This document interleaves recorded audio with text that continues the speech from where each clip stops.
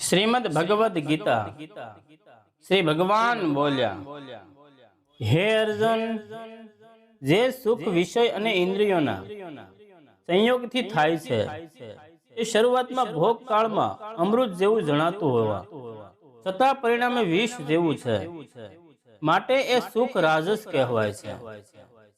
જે સુખ ભોગ કાળે તેમજ પરિણામે પણ આત્માને મોહિત કરનારું છે, એ નિંદ્રા, આળસ અને પ્રમાદમાંથી જન્મેલું સુખ તામસ કહેવાયું છે.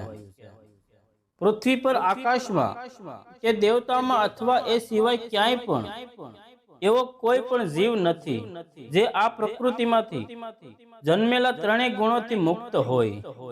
હે પરંતપ, બ્રાહ્મણો, ક્ષત્રિયો, વૈશ્યો અને શૂદ્રોના કર્મોમાં સ્વભાવથી ઉપજેલા ગુણો દ્વારા વિભક્તિ કરવામાં આવ્યા છે. જય